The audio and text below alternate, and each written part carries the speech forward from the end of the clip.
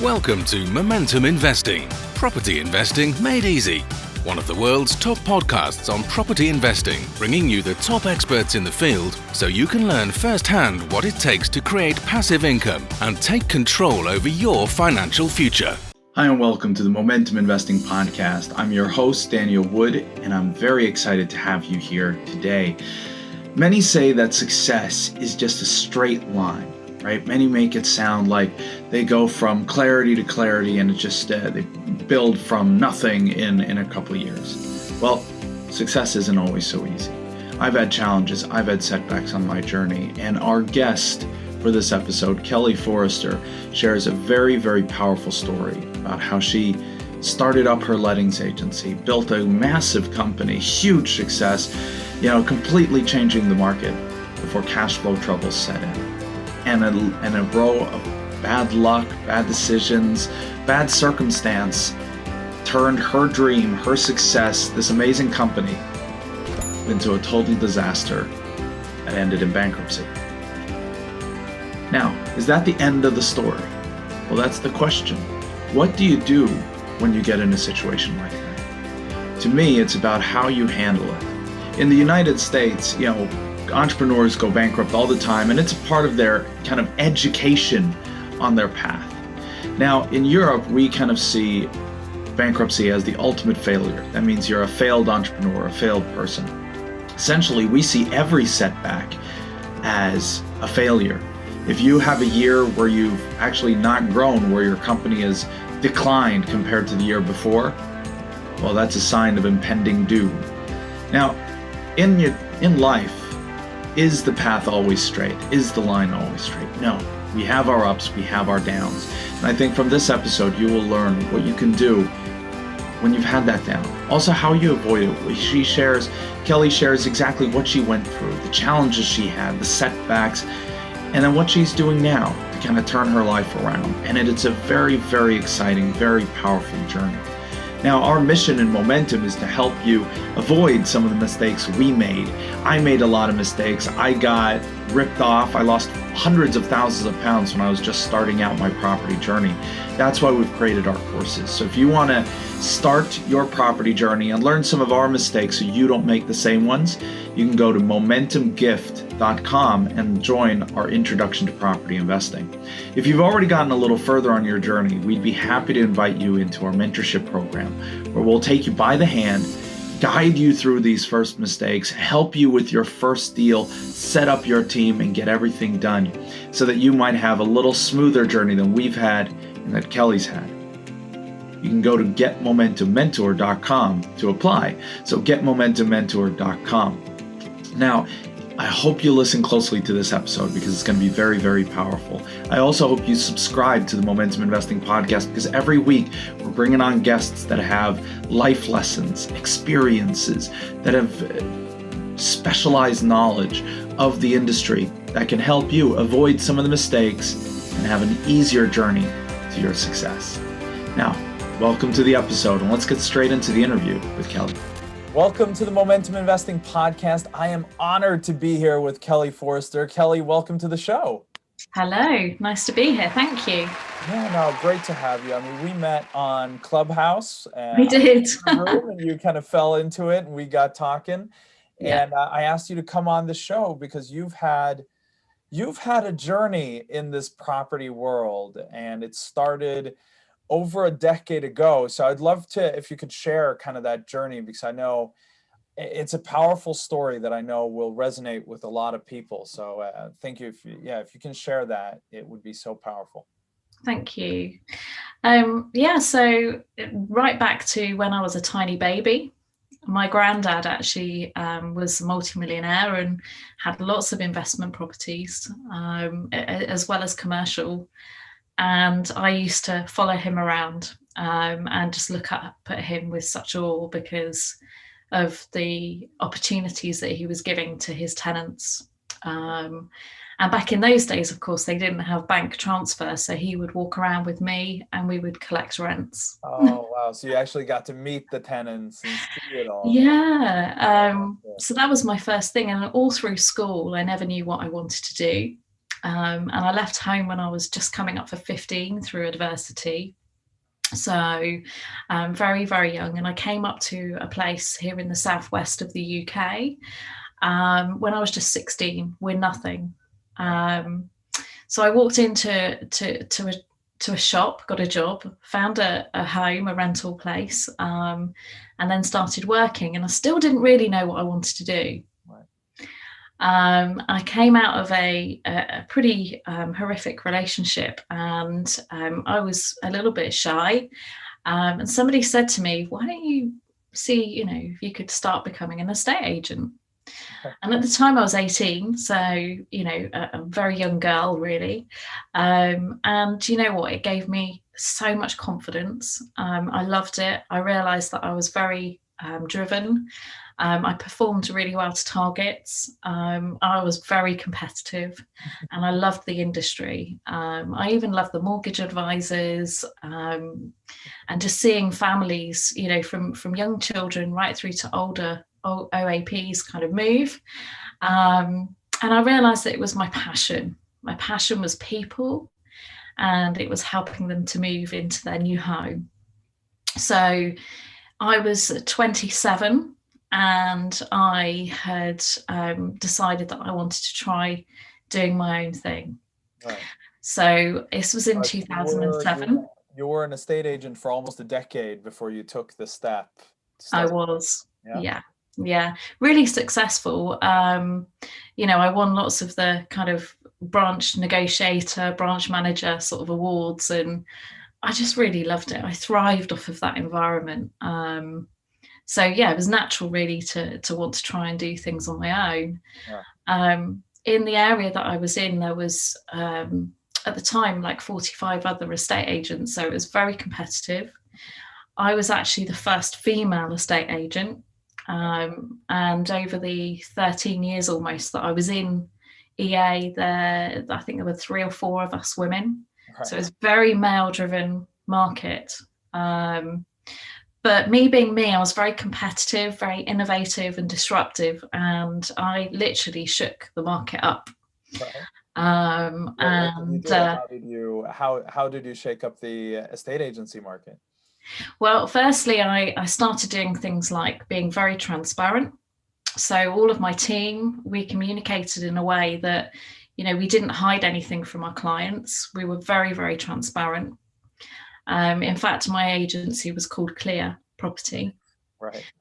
We also were in the throes towards the end of designing a brand new moving package, which would reduce the transition from what was 10 to 12 weeks to 4 to 6. Oh, wow. So we always had a home moving pack, which was kind of like a little bit of law to obviously have EPC and seller inquiry forms and things like that. But we would make sure that when we put the properties on the market, we would have all of that information.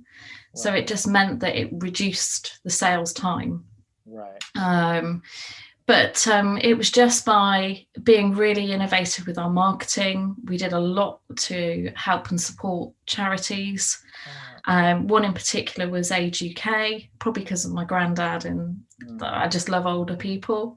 And I was so proud because in 3 years we raised over £27,000 for this one particular charity. Well done, yeah. Plus, we were very prolific in the business community, and we really supported like the new homes industry, land sector, and things like that. So we had lettings, we had sales, and we were doing like new homes. Yeah. Sorry, I was just trying to say we were also doing, which I loved as well, was this new digital technology where we were using an immersive infrared technology to scan properties. Oh wow! And get like proper drawings and oh, that's awesome. Yeah, like a walkthrough. We miss in the UK.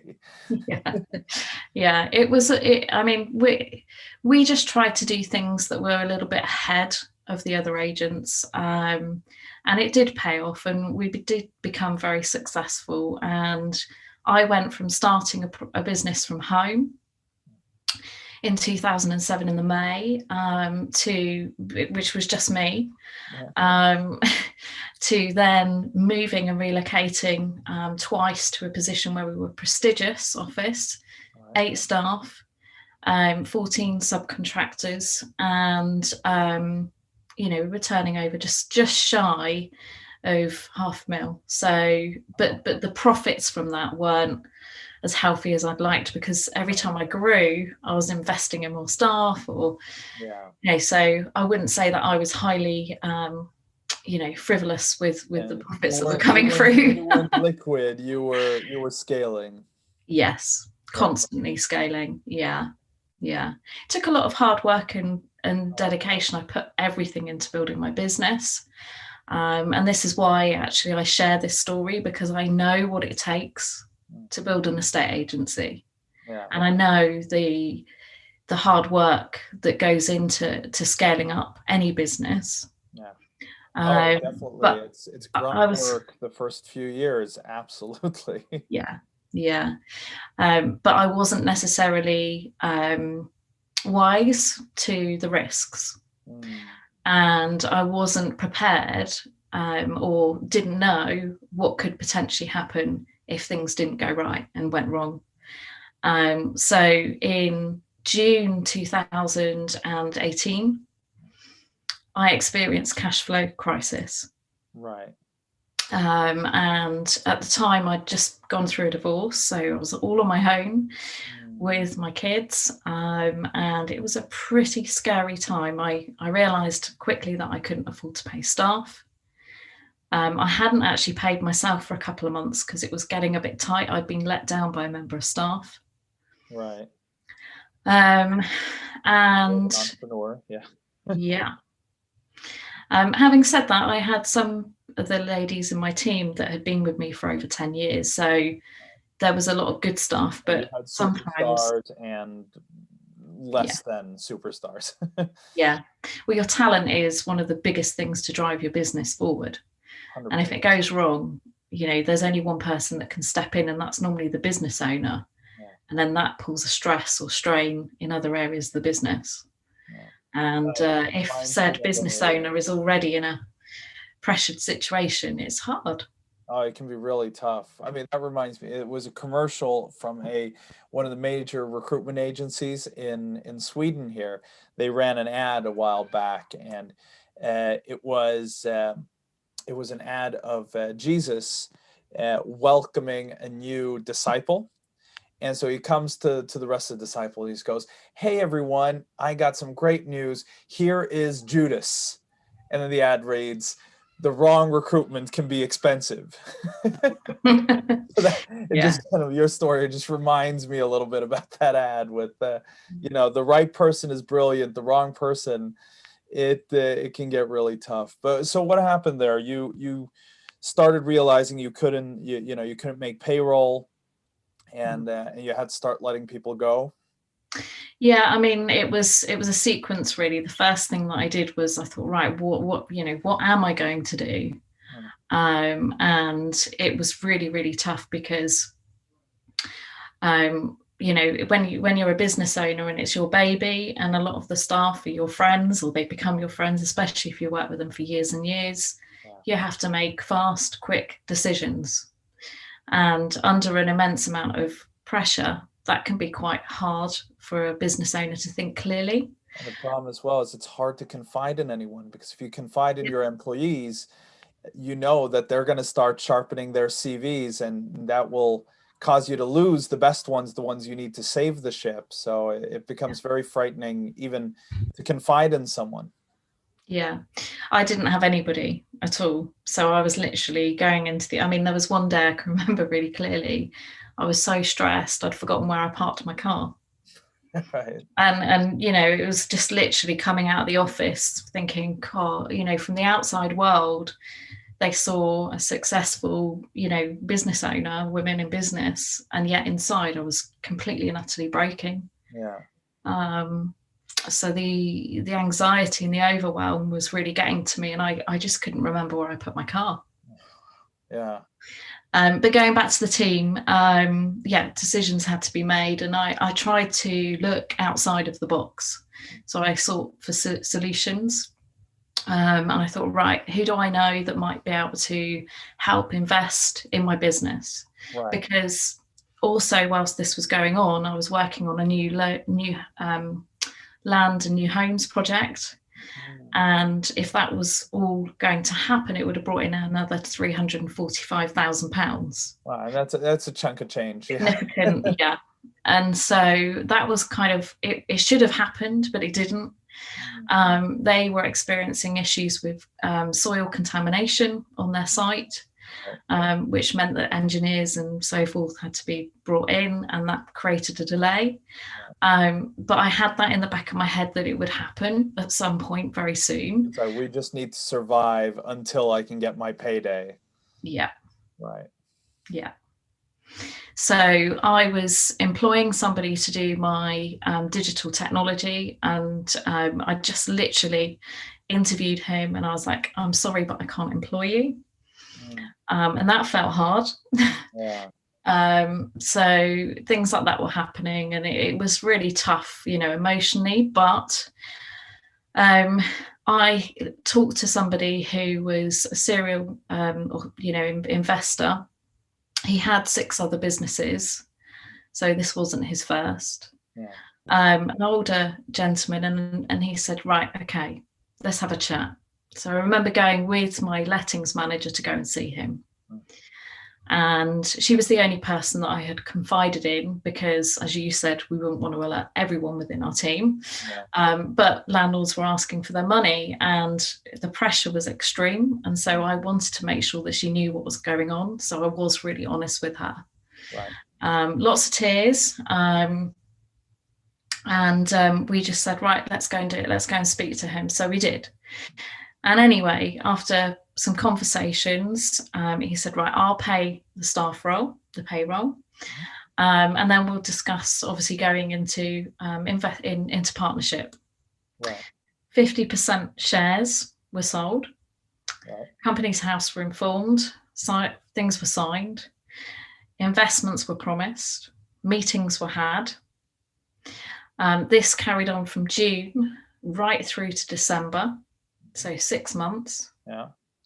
In that time, I had remarketed my student portfolio, so more money come into the business, more money not really paid to landlords. Right. And it was Christmas Eve, and he rang up and said, I'm not going to invest. Oh no. So Christmas Eve 2018, everything went absolutely pear-shaped. I'd already seen a liquidator. I'd spoken to some business people that I confided in, because I was absolutely shitting myself. And I wanted to know what happens in liquidation, what would happen to me, what can I do? Yeah. They all said, look, this has happened to me before, maybe not in the same industry, but you have to cut deep, make losses, protect yourself, all of these things, which was nice. And it got to the point where in the January we went to see the liquidator, but we couldn't put the business into liquidation because we still had a business partner, and they needed to agree with the liquidation. So this extended another month, maybe even 2 months, onto what was already a really, really difficult situation. Right. We couldn't tell anybody. We had to run our business as to the outside world. Everything was all fine. I couldn't physically go into the office in the last month. I was trying to sell the business. I did everything I possibly could to save my landlords. I even tried to pay when money came in. I was like going in like order of who needed paying first. Right. Yeah. So, basically, right, okay, in order of priority, in terms of date order. So I would just keep trying to pay off as many people as I could, to try and ensure that, I would reduce the impact of the kind of catalyst of what had happened, of just chaos. Yeah. And it was really, really intense, to the point on February the 26th, when I walked into the office and I closed the doors with the liquidators, and had to let my staff go. And 12, nearly 13 years of my life just like that. Yeah. Now, what I wasn't prepared for at the time was the fact that the liquidators take everything. So they close up, they take all your files, and of course I couldn't get hold of anyone. And I hadn't actually been in my office for probably 4 weeks, because I was trying right up until the last hour to sell. So unfortunately, I couldn't even get hold of my landlords at that point. Right. They also take your emails and everything, so you have no way of accessing to be able to email anybody or any of those things. So it's totally a real detach you from the business. Yes. Yeah. So the reason I talk about this side of it, and I'll go into a little bit more detail because we've still got a little bit more time, but it's due diligence. You know, if you're going into a business with anybody, please protect your, you know, however much you had invested. I had over 125,000 of my own money invested in my business, which I lost. Right. So protect your assets, protect you as the business owner. Because if this happens to you, then it's not just as straightforward as people think, that you can just stop, because you can't. Also, I wasn't aware that you can also have legal protection against going into partnership and, you know, things like shareholder meetings and things like that. I had none of that. Right. Luckily, I had all my emails that covered me. So I did have, you know, all the email trails, which they would have had that partnership and that they were supposed Yeah. to invest, and that you'd done everything that you could. But what happened there? What was it that made him all of a sudden disappear, that investor?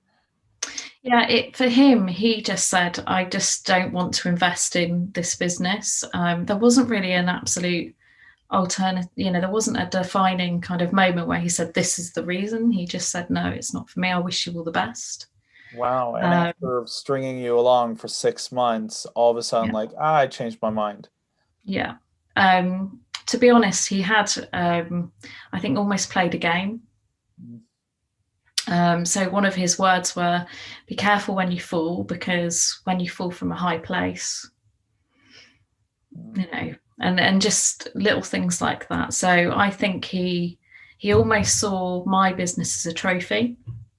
Right. And then just pulled away. And it was really, really difficult, because I do trust a lot, and you know, it kind of makes you wonder, doesn't it, who you can and can't trust in business. Having said that, in any business as you scale, you need to invest. Yeah. So you need to make those decisions at some point, and not everybody is the same. And this won't happen to everyone, but it happened to me.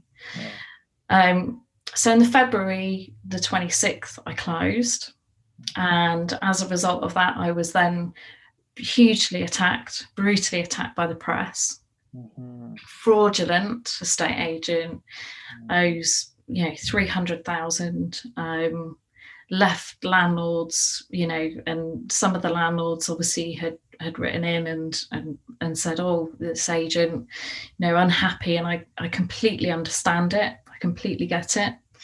But I also realised that through my actions, yes, landlords were left without their payments, but also equally they can have their own insurances. Yeah. Most landlords had one property and it was only one rent or deposit.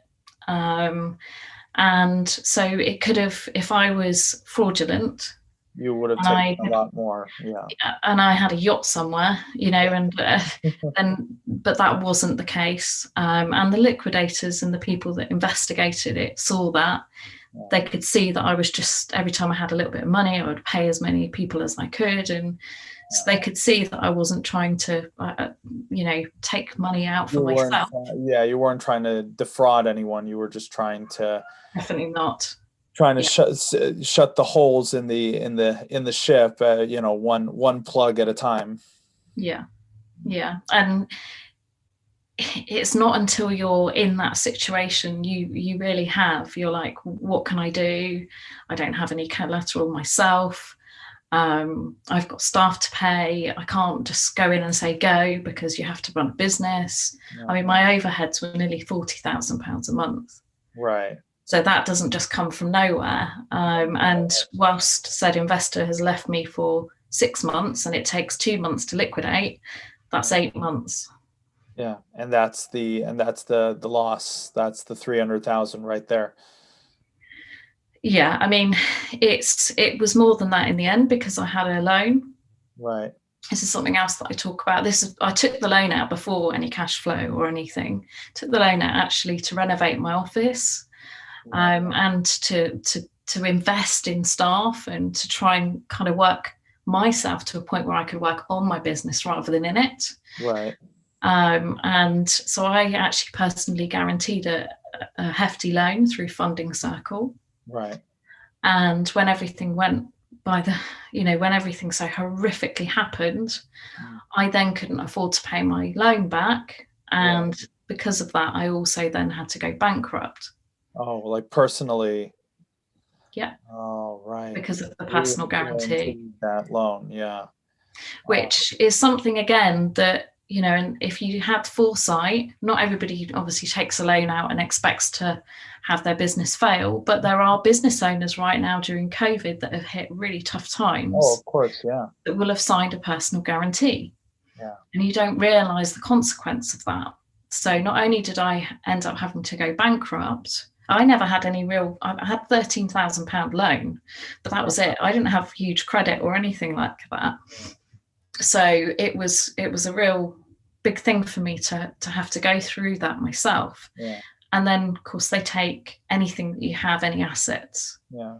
So I had my car removed. I've had an enforced sale of my home. Wow. So I lost my family home. So clearly it was at that time that just everything just got to me to the point where I was so numb. Because the whole point of having my agency was that it was clear, transparent, honest, friendly. Yeah. And then for everything to happen as it had, I felt like I had not only failed, but I had so much guilt, so much shame. And I had carried that in silence for a long time. And it was just, I'd let myself down, I'd let my family down, I'd let my children down, I'd let my clients down, most of which had been with me for over a decade. There was a point where I just knew that I didn't want to be here anymore. I knew how I could end my life, and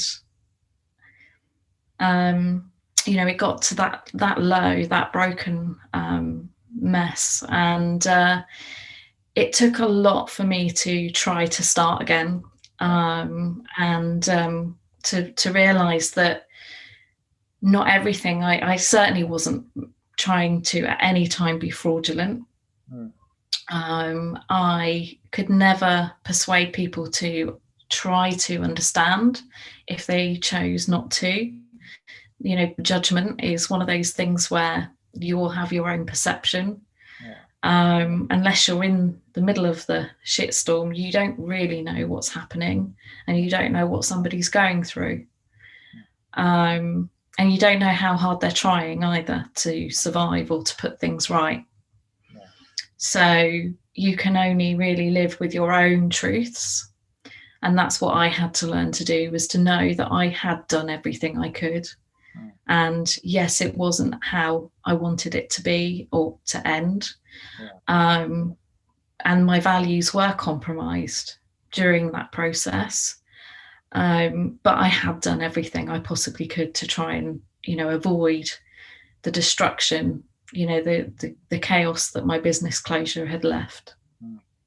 So yeah, it's a sticky situation. It's not nice for anybody, no business owner to go through. Had I been in another industry, people would have still been left in a situation where there were creditors at the end of it. It's just because it's property.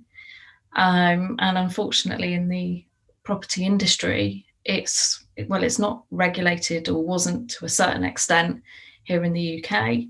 Obviously, deposits were, but and so I think we get a real brutal ride. But the lessons that I learn and the lessons I take from it are the ones which I try and share, which are the due diligence, which are the legal protection, which are cash flow, which are, as soon as you know that there's something wrong, make those decisions, cut deep, cut once, make it that difference. Yeah.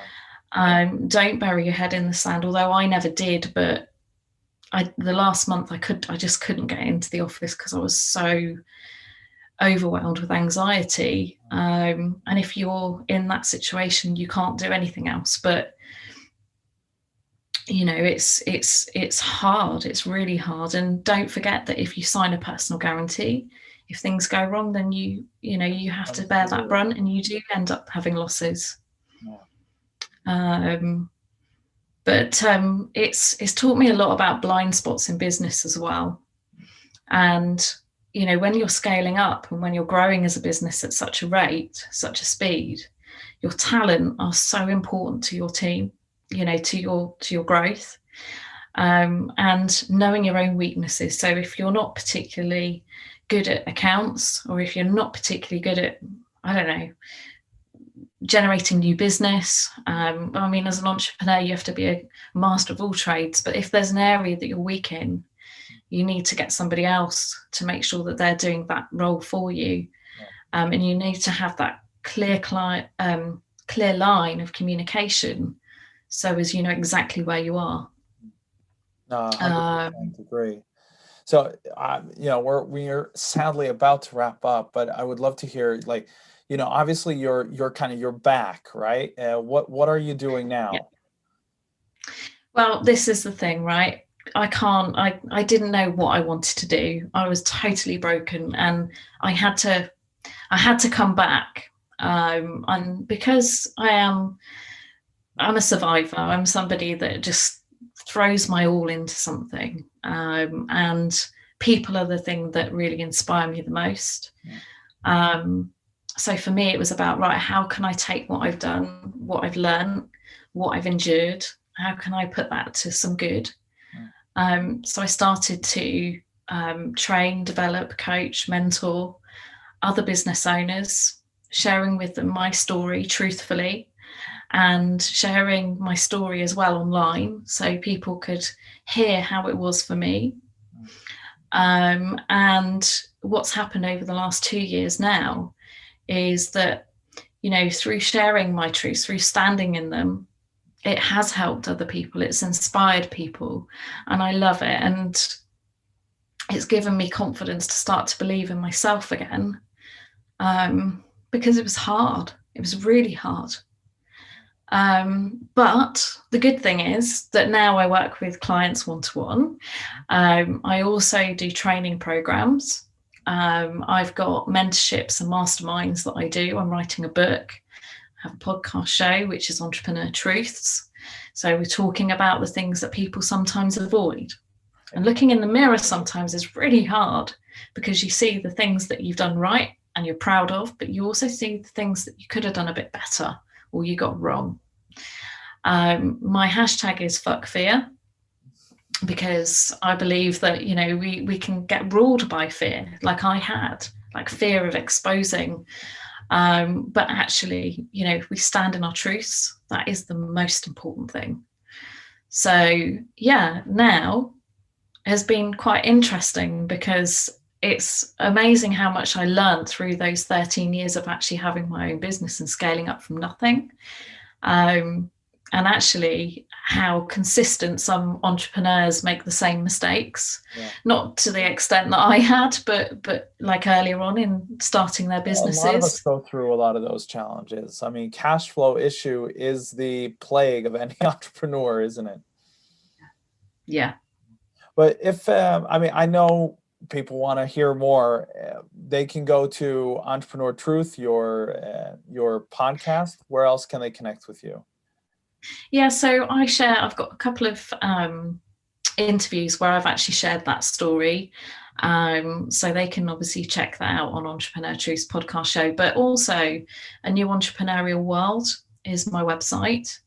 I'm also on Facebook. We have a Facebook group, New Entrepreneurial World, because I see now that, with COVID and the implications of the global fallout, the economy, societal, all of those things, I'm a leader of change, and I've always been quite, as I said, like fiercely driven. So that's coming back, and I'm doing my thing and helping entrepreneurs to navigate that new landscape that we find ourselves in. So feel free to come and join me.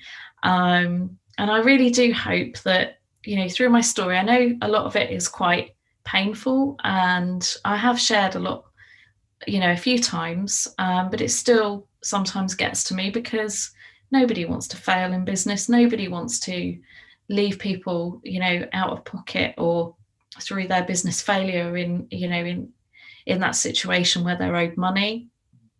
Everybody wants to do right. Everybody, I would like to think, tries to do the right thing.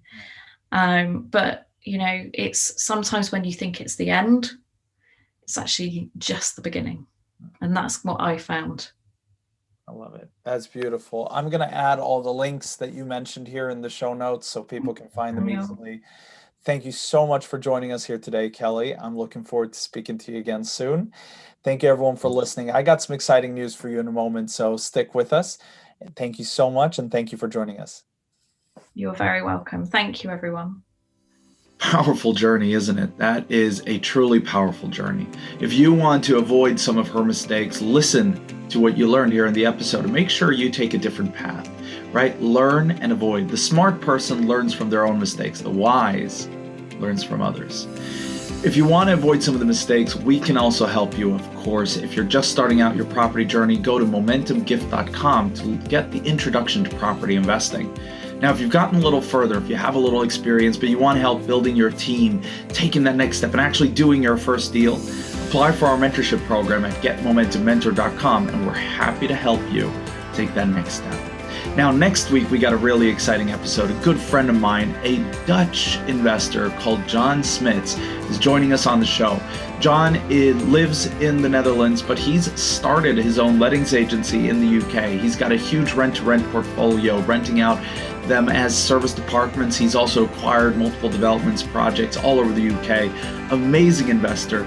We're going to learn exactly how he's been able to succeed with that. So make sure you subscribe to the Momentum Investing podcast, and I'll see you next week.